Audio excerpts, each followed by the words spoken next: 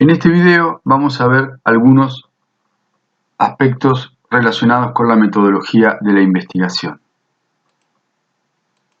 Podemos comenzar diciendo que el diseño de la investigación constituye el plan general del investigador para obtener respuestas a sus interrogantes o comprobar las hipótesis planteadas. Y el plan a poner en marcha lo ordenamos a través de un protocolo. Entonces, vamos a ver los componentes básicos de este protocolo.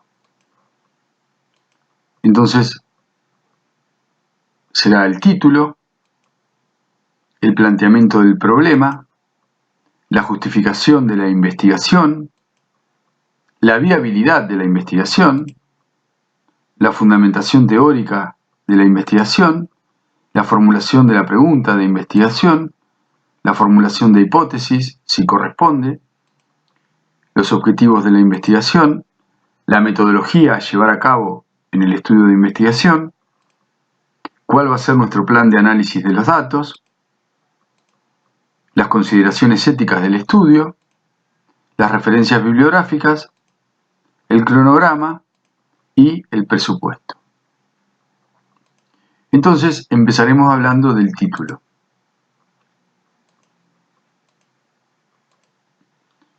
El título es la presentación racional del tema a investigar y debe dar una clara idea y precisa del problema. Debe ser corto, conciso, de estructura sencilla y debería expresar en pocas palabras el objetivo de la investigación, las variables a considerar, los sujetos a estudiar con sus determinadas características y el ámbito donde se llevará a cabo el estudio. Se puede incluir un subtítulo donde generalmente se detalla el diseño de la investigación. Por ejemplo, acá tendremos vasopresina para el manejo de la presión de perfusión cerebral en pacientes con traumatismo encefalocraniano severo. Y estos serán los resultados preliminares de un estudio controlado y randomizado. Puede haber defectos en su redacción.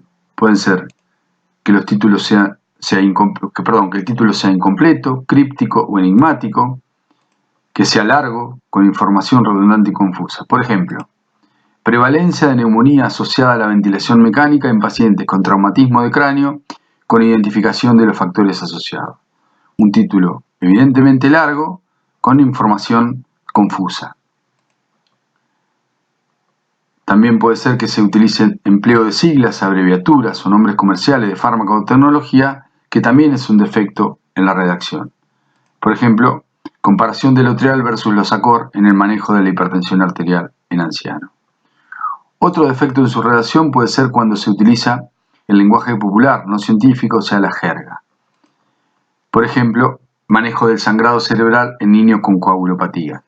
Sangrado cerebral es un lenguaje no científico. Y por último, otro defecto puede ser que el título contenga terminología insólita o que solo tienen uso en un área restringida. Por ejemplo, poner como título valoración del PAFI en pacientes con CDRA, que seguramente médicos que, por ejemplo, quieran leer la revista donde se publica a lo mejor el estudio, no van a entender ni qué es PAFI ni qué es CDRA, si no son intensivistas. El segundo elemento a considerar es el planteamiento del problema. El planteamiento del problema constituye la justificación científica del estudio. A su vez, fundamenta la necesidad de realizar una investigación.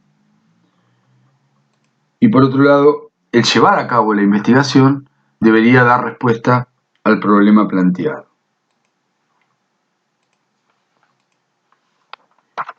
En el planteamiento del problema es de importancia delimitar el problema específico en términos concretos y explícitos.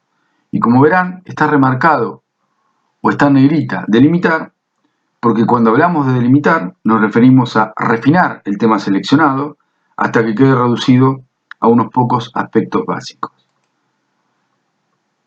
Entonces, cuando hagamos un adecuado planteo del problema, podrá generarse una correcta formulación de los objetivos y de los aspectos metodológicos del estudio.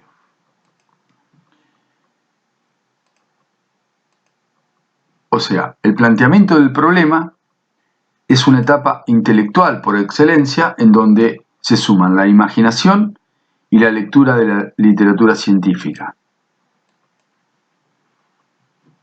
Y entonces, como para terminar, el planteamiento del problema nos llevará a delimitar el tema a estudiar, al modo de realizar el estudio y a través del planteamiento del problema podremos saber si el proyecto es viable tanto desde el punto de vista ético como material. El tercer punto dentro del protocolo de investigación es la justificación de la investigación.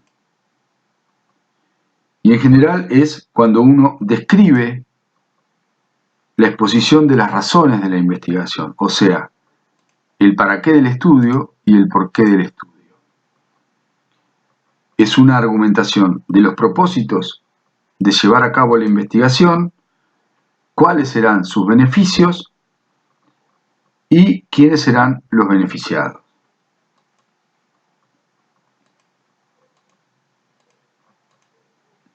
La justificación de la investigación en general se intenta hacer a tres niveles. A un nivel teórico, que va a estar basado en el aporte que la investigación dé al conocimiento, un nivel práctico, que va a estar basado en la aplicación de los resultados de la investigación, y un nivel social, que va a estar basado en los beneficios obtenidos a través de la aplicación de los resultados de la investigación. El cuarto elemento va a ser la viabilidad que tenga la investigación. Y consideraremos un estudio viable aquel que tiene la posibilidad de llevarse a cabo o de concretarse gracias a sus características. ¿Y cuáles van a ser esas características? La disponibilidad de tiempo, los recursos humanos, los recursos financieros y los recursos materiales. El otro tema a comprender en el protocolo será la fundamentación teórica. La fundamentación teórica es el soporte conceptual de la investigación. Es una síntesis del contexto general en el cual se ubica el problema de investigación. Y es importante que el investigador demuestre la conexión que va a haber en el estudio entre el problema seleccionado y los conocimientos ya consolidados y aceptados, o sea, los antecedentes, como los más recientes sobre los mismos. Entonces, para poder llevar a cabo el estudio, es importante realizar una bibliografía, leer la bibliografía pertinente del tema, o sea, hacer lo que denominamos un rastreo del estado del arte. El otro elemento a considerar es la formulación de la pregunta de investigación.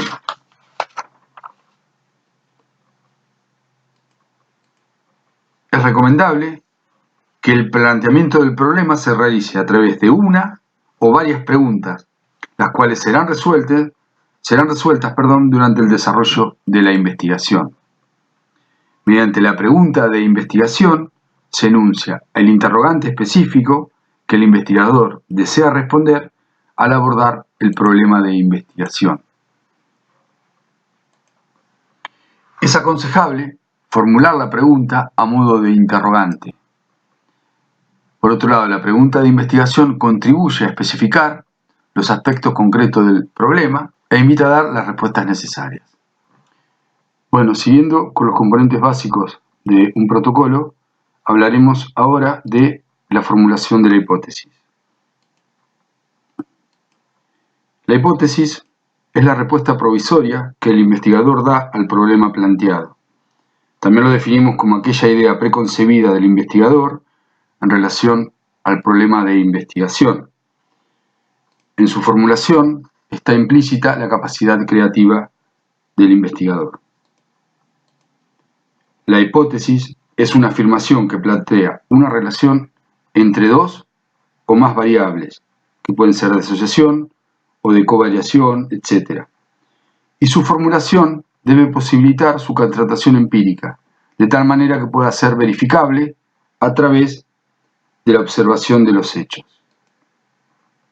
Y esto es lo que denominamos prueba de hipótesis. Hay investigaciones que no pueden formular hipótesis, debido a que el fenómeno a estudiar o es desconocido o se carece de información para establecer la hipótesis. Y generalmente ello ocurre en los estudios exploratorios y algunos tipos de estudios descriptivos. Entonces, primero hablaremos de una hipótesis global, o sea, una hipótesis general. Y es una afirmación, en términos generales, del problema de investigación y incluye las variables en su forma más elemental. Entonces, cuando ya elaboraremos la hipótesis en forma más específica, tendremos en cuenta, primero, la hipótesis de investigación, que son proposiciones tentativas acerca de las posibles relaciones entre dos o más variables. También son denominadas hipótesis de trabajo, por ser el recurso indispensable para el logro preciso y definitivos de los objetivos propuestos en la investigación. Se las suele simbolizar como HI o H1, H2 o H3 cuando son varias. El otro tipo de hipótesis será la hipótesis nula, que se utiliza en toda investigación en que se estudian las características de dos o más grupos, siendo aquella que establece que no existen diferencias significativas entre los grupos. En general, es formulada para ser contrastada con la realidad a partir de la información que se obtenga del estudio. Y se simbolizan como H o minúscula. En general, hay tanta clase de hipótesis nula como hipótesis de trabajo, y al igual que ella, es de directa comprobación, o sea, se acepta o se rechaza según el resultado de la investigación. Podemos poner un ejemplo en donde nuestra hipótesis de investigación vamos a afirmar que existe una asociación entre la reanimación inicial y el desarrollo de insuficiencia renal en pacientes pediátricos con sepsis. Entonces, nuestra hipótesis nula va a ser la reanimación inadecuada inicial no conduce a mayor insuficiencia renal en pacientes pediátricos con sepsis. Un tercer tipo de hipótesis es lo que se denomina hipótesis alternativa y, como su nombre lo dice, es una posibilidad alterna entre la hipótesis de trabajo y la hipótesis nula, ofreciendo una alternativa diferente a la que brinda las otras dos hipótesis. El resultado final, o sea, la variable dependiente, es el mismo, a la cual se le propone una variable independiente de forma diferente a la propuesta en la hipótesis de trabajo. Y en general se la simboliza con la letra H mayúscula y la A. Entonces, si queremos dar un ejemplo, podremos decir que nuestra hipótesis de investigación podrá ser la tensión arterial sistólica se encuentra en relación con el nivel de ácido láctico en pacientes con shock séptico. La hipótesis nula será no hay asociación entre la tensión arterial sistólica y el nivel de ácido láctico en pacientes con shock séptico. Y por último, nuestra hipótesis alternativa será la oxigenación se encuentra en relación con el nivel de ácido láctico en pacientes con shock séptico. Para terminar el tema de hipótesis, podemos hablar de la hipótesis estadística. Y cuando la hipótesis se apoya en la probabilidad, entonces estaremos hablando en la hipótesis estadística. Y en general está representada mediante símbolos estadísticos. Otro elemento importante dentro de nuestro protocolo es considerar los objetivos de la investigación. El primer punto en toda investigación es la de definir lo que se pretende con la investigación, o sea, definir los objetivos. Es importante considerar que los objetivos de la investigación podrán ser definidos una vez que se haya detallado el planteamiento del problema y se haya elaborado la fundamentación teórica del mismo. A su vez, es necesario tener presente la pregunta de investigación y, si la hubiere, la hipótesis de trabajo. Los objetivos deben estar orientados a la obtención de un conocimiento y ser congruentes entre sí, y se construyen tomando como base la operatividad y el alcance de la investigación. Es importante remarcar que la formulación de objetivos claros y viables constituye una base importante para juzgar el resto de la propuesta y además facilita la estructuración de la metodología. En general, al redactar los objetivos se utilizan verbos en infinitivos como analizar, especificar, comparar, etc. Los objetivos también podemos clasificarlos de varias maneras. Una manera es definir el objetivo general, el cual debe explicitar lo que se desea lograr con el estudio en términos de conocimiento, y en general es recomendable formular un solo objetivo general. De este objetivo general se desprenden varios objetivos específicos, el cual son objetivos que se intentan alcanzar a través de la metodología propuesta. Por ejemplo, objetivos de la investigación. Objetivo general, determinar la mortalidad en pacientes con shock séptico. Objetivos específicos, determinar las diferencias, los factores clínicos entre pacientes fallecidos y sobrevivientes con shock séptico. E identificar los factores clínicos asociados con mortalidad. Otra forma de clasificar los objetivos es dividirlo entre objetivo primario y objetivos secundarios. El objetivo primario se recomienda que sea uno solo y debe ser el objetivo más importante de la investigación. Por lo general, a partir de este objetivo se considera el tipo de diseño de investigación y el tamaño de la muestra.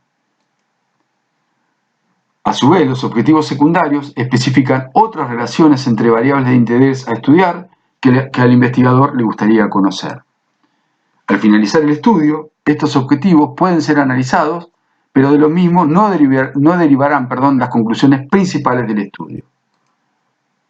Por ejemplo, si queremos hacer un estudio cuyo objetivo es determinar la necesidad de intubación orotraqueal en aquellos pacientes que tienen neumonía aguda de la comunidad y están en tratamiento con ventilación mecánica no invasiva, podremos definir los objetivos de la investigación. Entonces, nuestro objetivo primario va a ser determinar el porcentaje de pacientes con neumonía que requieren ventilación invasiva que requieren intubación orotraqueal. Mientras que los objetivos secundarios podrán ser otros, por ejemplo, determinar los factores asociados con el requerimiento de intubación orotraqueal, determinar la mortalidad en pacientes que requirieron intubación orotraqueal en relación a los pacientes que no requirieron intubación orotraqueal. Posteriormente pasaremos, dentro de nuestro protocolo, a considerar la metodología a llevar a cabo. Y en la metodología detallaremos los procedimientos a llevar a cabo para dar respuesta al problema. En general, vamos a considerar las variables a utilizar y el tipo, su definición operacional y el modo de medirla. El lugar donde se llevará a cabo la investigación, el tipo de diseño del estudio, la población y o muestra, y las técnicas e instrumentos y procedimientos a utilizar para alcanzar los objetivos propuestos. Entonces, comenzaremos hablando de las variables. Una variable, por definición, es una propiedad que puede oscilar, fluctuar, y dichos cambios son susceptibles de ser medidos. En investigación, las mismas adquieren valor cuando se relacionan con otras variables, y de dicha relación, por lo general, surge la hipótesis. La clasificación de las variables se realiza acorde a su método de medición. Entonces hablaremos de variables cualitativas y variables cuantitativas. Las variables cuantitativas son las que enuncian diferentes características o cualidades, y a la vez podemos clasificarlas en nominales u ordinales. Llamaremos variable cualitativa nominal a aquellas que no tiene orden ni jerarquía, y la medición consiste en colocar a cada variable en una u otra categoría, con lo cual van a estar agrupadas, como dijimos recién, en dos o más categorías. Y por ejemplo tendremos una variable cualitativa nominal será cuando definamos un paciente que esté vivo o esté muerto. En este caso, al ser dos variables cualitativas nominales será dicotómico, como se lo denomina, lo mismo que cuando hablemos del género, paciente o es masculino o es femenino, también va a ser dicotómico. Y por ejemplo, otro tipo de variables cualitativas nominal serán las entidades clínicas asociadas al distrés, donde una será la neumonía aguda de la comunidad, la otra la neumonía aspirativa, la otra la contusión pulmonar y otra, por ejemplo, la injuria por inhalación. En este tipo de variables pueden utilizarse números que no cumplen funciones numéricas, por ejemplo, paciente 1, paciente 2, etc. En general, estos números son puramente de clasificación y no pueden manipularse de forma aritmética. Cuando queramos manipular a través de la estadística este tipo de variables, utilizaremos estadística descriptiva y tendremos en cuenta la frecuencia y la medida de asociación entre variables. Posteriormente tendremos la variable cualitativa ordinal, donde puede haber varias categorías y en general mantienen un cierto orden. En general es un orden sin intervalo común y no puede medirse distancia entre las variables. Entonces tendremos, un ejemplo típico es de una variable cualitativa ordinal, es el puntaje de Glasgow, donde un puntaje de Glasgow de 15 en 15 será mejor que un puntaje de 3 en 15. Eso es algo que sabemos todos. Ahora, la diferencia entre un puntaje de 5 en 15 y de 7 en 15 no puede ser considerado de igual magnitud que una diferencia entre un puntaje de 9 en 15 y 11 en 15 porque son variables de tipo cualitativa. Cuando queramos manipularlas estadísticamente a este tipo de variables, también utilizaremos la estadística descriptiva, donde utilizaremos la frecuencia, y es muy común que cuando utilicemos medida de tendencia central, utilicemos la mediana, como cuando utilicemos medida de posición, utilicemos el intervalo intercuartilo.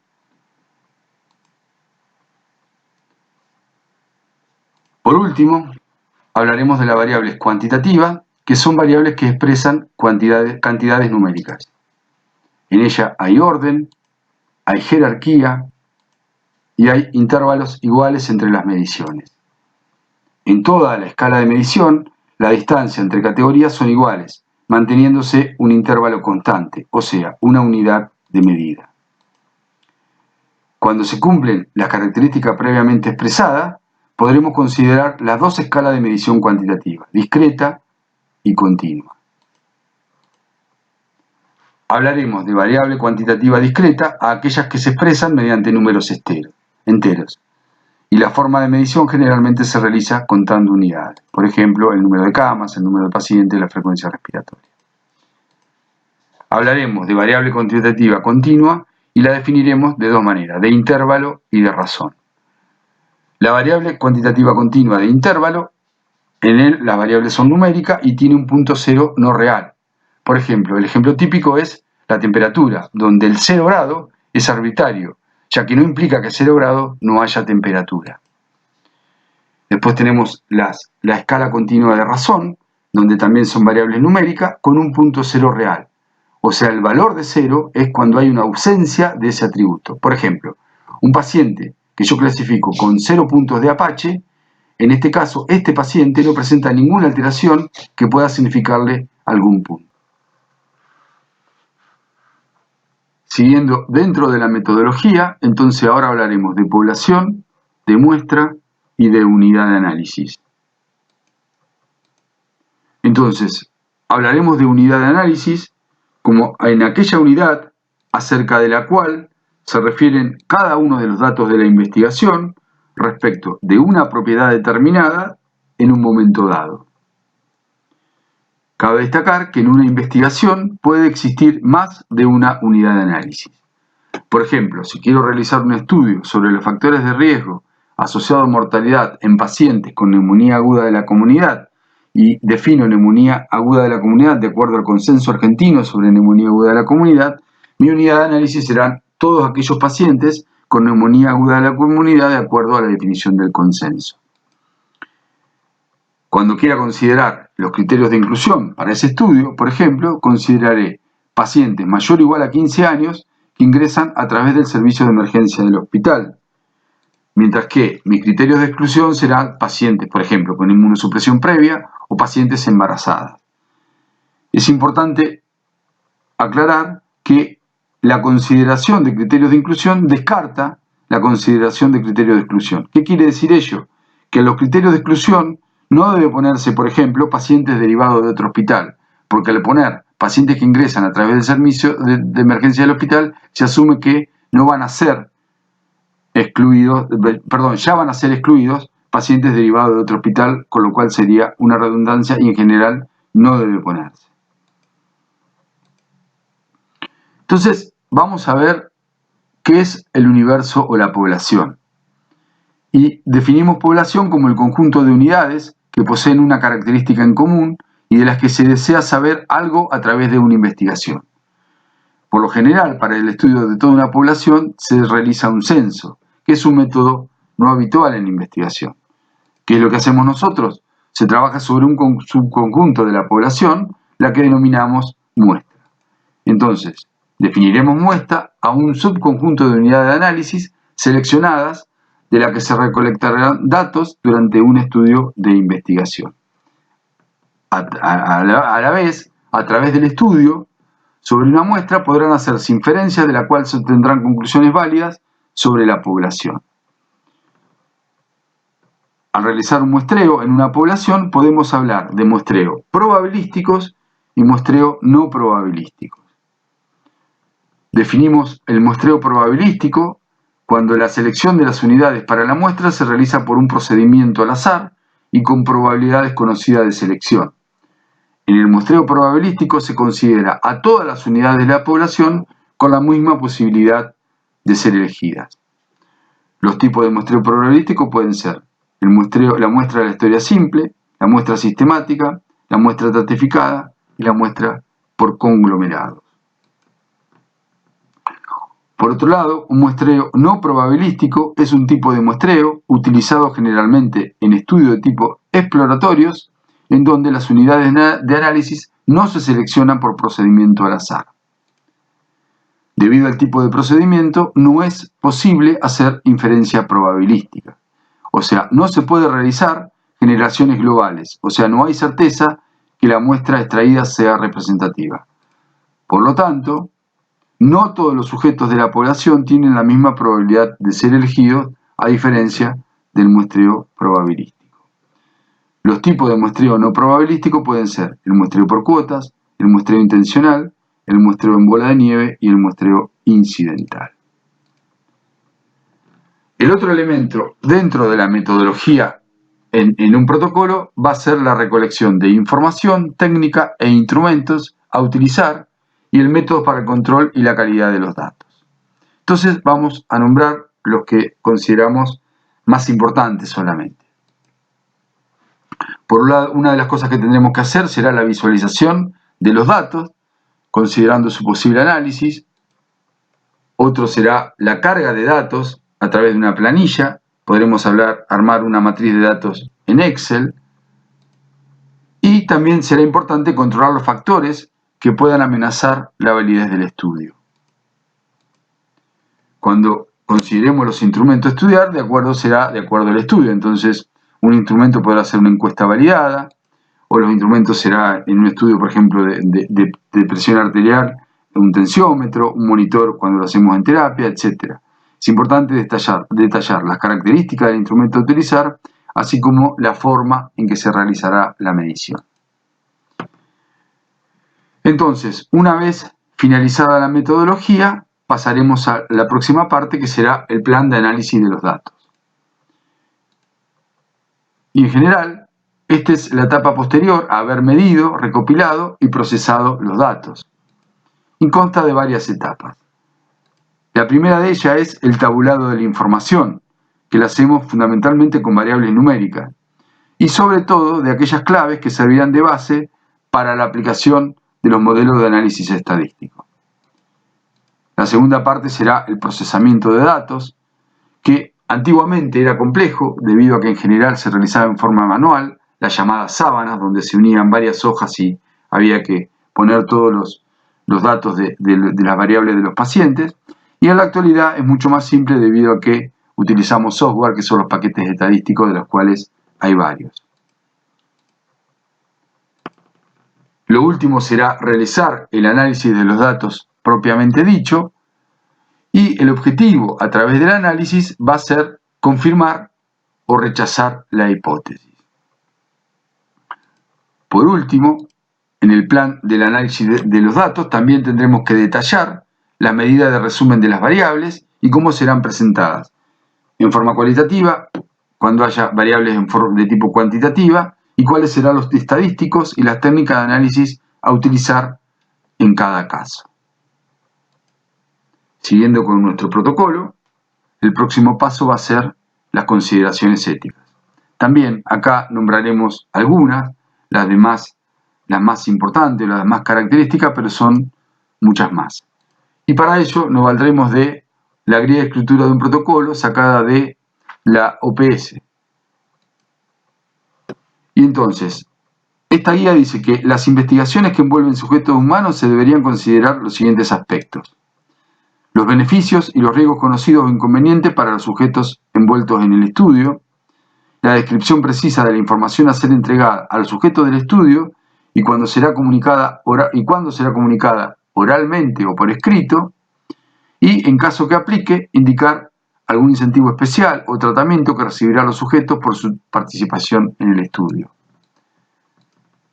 También se debe indicar cómo será mantenida la confidencialidad de la información de los participantes del estudio. Deberemos listar las drogas, las vacunas, el diagnóstico o el procedimiento o instrumento a ser utilizado. Otro elemento importante dentro de nuestro protocolo será el considerar las referencias bibliográficas. En general, las referencias bibliográficas, como dice en la diapositiva, permite atribuir el contenido teórico a través de investigaciones previas o afirmaciones de otros autores a las fuentes correctas para que el lector, el que va a leer de nuevo finalmente nuestro estudio, pueda determinar la fuerza y la validez del material que el autor ha utilizado. En general se recomienda que las mismas deben seguir los estándares resumidos en el Comité Internacional de Editores de Revistas Médicas, que acá está su página. Por lo general, en el texto, cuando escribimos el manuscrito, podemos poner nuestra referencia a través de número arábigo en superíndices o entre paréntesis, otras veces por el apellido del autor, o sea, hay varias maneras. Posteriormente, al pie de página o al final del documento se expresa la revista, el libro u otro material, que también puede ser, como ya saben, en material sacado de internet, donde serán detallados los autores, el nombre y el número de la revista. Algunos también incluyen el volumen y el año de publicación. Si es un libro, pueden detallarse la editorial y la ciudad donde fue impreso el mismo. Por último, es importante destacar que hay varios sistemas para detallar la referencia bibliográfica. Tal vez dos de los más conocidos pueden ser el sistema Vancouver y las normas APA de la Asociación Americana de Psicología. A la vez, hay varios software de referencia bibliográfica como el EndNote, el Mendeley, que permiten almacenar, organizar y dar formato de salida a las referencias bibliográficas acorde a los diferentes sistemas. Como para ir terminando los elementos que componen el protocolo, hablaremos del cronograma. Es importante realizar una planificación de los tiempos destinados a cada parte de la investigación. Como dice ahí, en general, este plan es tentativo, intentando realizar una estimación probable de los tiempos, aunque en general todos los cronogramas de trabajo sufren variaciones. Y una forma de ordenar los tiempos será a través del llamado diagrama de Gantt. Acá hay un ejemplo de un diagrama de Gantt donde está dividido en varios semestres y podrá ser que en el primer semestre haremos una ampliación de la búsqueda bibliográfica, en el segundo trimestre haremos la recolección de los datos, en el cuarto semestre ya haremos el análisis de los datos y la última parte del quinto semestre haremos el reporte final. Por último, hablaremos de presupuesto, donde vamos a incluir más allá del presupuesto financiero y diremos que en toda investigación siempre debe contarse con los recursos necesarios para poder llevar a cabo la misma. Y los recursos necesarios son los humanos, los financieros y los técnicos. Cuando hablemos de recursos humanos nos referimos a los investigadores del estudio, por supuesto, a asesores en metodología bioestadística, si es que consultamos, y otros otras personas que puedan colaborar en el análisis de los resultados. Cuando hablemos de recursos financieros, podremos considerar aquellos determinados a la capacidad de solventar los gastos que la ejecución de la investigación requiera. Y cuando hablemos de los recursos técnicos, entonces podremos considerar aquellos instrumentos a utilizar en las mediciones, tensiómetro calibrado, un equipo de medición de gases arteriales, si es un estudio en terapia, por ejemplo, como la disponibilidad de computadoras, software estadístico, libros de texto, fotocopias, etc. De esta manera hemos visto cuáles son los componentes más importantes en una forma resumida que conforman un protocolo de investigación.